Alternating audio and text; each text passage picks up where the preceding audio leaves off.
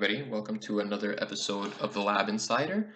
Today I'm going to be having a very brief sort of discussion slash, I guess you could say rant about the centralization of laboratories. I'm sure a lot of you must know what this means. Some of you probably don't. So I'll give you a brief rundown of what it means and my issues with it. So essentially, centralization is when a cluster of laboratories in various hospitals link together and become what's known as stat labs that begin to promote the sending out of tests to a selected reference lab or reference labs. There could be more than one. The central reference laboratory, processes the samples from a multitude of other hospitals, as well as from its own hospital. Now, this process is currently ongoing in the province of Quebec, Canada, which is where I practice laboratory science.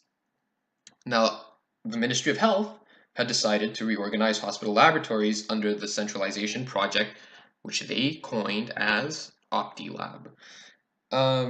This has been done in other countries as well as other provinces in Canada. Many might say, well, the centralization of labs or the central lab is now a hub for the other labs, and there's a whole unification, and that with that unification comes standardization and of techniques, of procedures, and essentially a better form of healthcare and whatnot for all. But regardless whether that is an advantage or not, or whether it's seen as an advantage or not, there are many, many issues with a project like Optilab, a centralization project. I'm going to go through with you what my issues with this project is, or with centralization in general is. First of all, let's talk about why laboratory technologists are up in arms. Laboratory technologists are pissed off because centralization means budget cutting. Budget cutting essentially translates to loss of positions, to loss of jobs.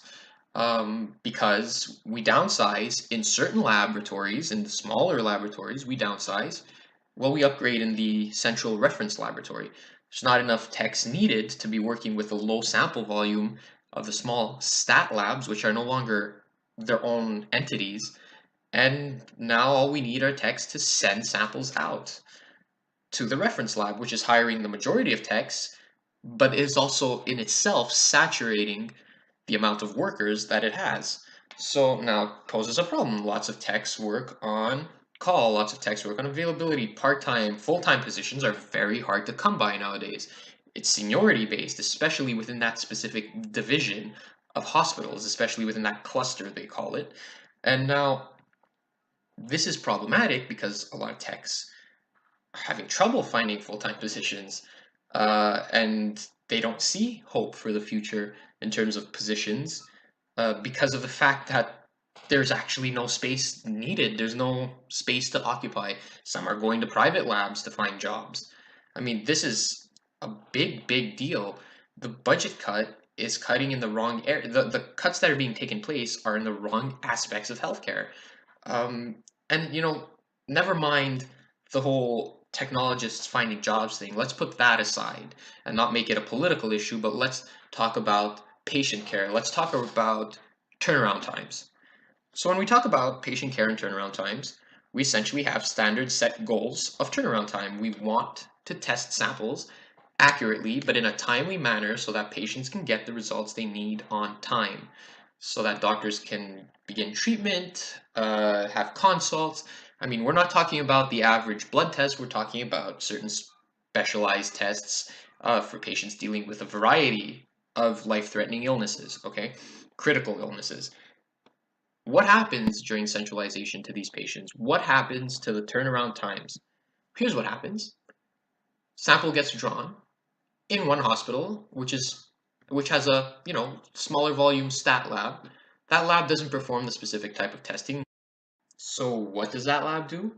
Well, you guessed it, it sends out its tests to the reference or centralized labs. So now its tests, its samples get sent out. They get packaged according to time and temperature and all the sensitivities of the sample itself, according to a certain guideline, and then they get shipped off in truckloads to the other hospital. All right, you might think, well, it's getting shipped off, it's still getting tested, it's just not getting tested at one establishment. That's the issue. The issue is that it's getting tested somewhere else. Not to say that the other lab or the reference lab doesn't test according to the proper standards. It's not at all what it's saying. It's saying that there's a delay in turnaround time because of the transportation. So the trucks or whatever delivers the samples to the reference lab or reference hospital has to actually, first of all, pick up the packages in docking bays, take it, travel to that location, bring it to the docking bay there, in which people have to receive the samples. Techs have to work in the docking bay receiving samples that are coming from all over a certain region or territory from other hospitals, which makes absolutely no sense because it's just all it is an assembly line. It's not Amazon for labs, for Christ's sake. Like, it doesn't make sense. Okay, it's completely ridiculous that you have a tech whose shift is to literally sit in a docking bay and I've seen this, and to literally receive samples and send them up with a pneumatic system to the laboratory from that central lab.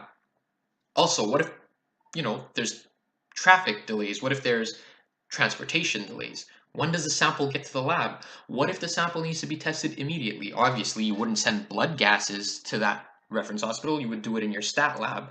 But there are some tests that could wait a few hours. What if there's a delay of more than a few hours before it gets to that reference lab? What if the sample gets lost? What then? Sample gets lost. Sure, you're thinking blood sample, call the patient back, and have a redraw. Why not? Patient's going to be pissed off, but it's just blood. Well, sometimes it's cancer patients who are being pricked a lot. Sometimes they don't want to be pricked again for no reason because you lost the sample, because the sample was lost in transit. That's an utter lack of patient care. Here's this. What if it's not a blood sample or a urine sample? What if it's a CSF sample? You want to do another lumbar puncture on that patient? What if it's a tumor biopsy? Excised tumor. Sending to for specific testing to a histopathology lab. What if it gets lost? What then? You're going to call the surgeon back and say excise another tumor from the patient? Bring the patient back into surgery? What if it's the only sample? What if it's the only quality sample that they could get? What then? What are you going to tell the patient? I'm sorry, we don't have a diagnosis on you because the sample was lost in transport. Now, obviously, the ministries of health and the government and whatnot get involved, and here Health Canada gets involved, and there's standardizations and protocols put in place to not lose samples.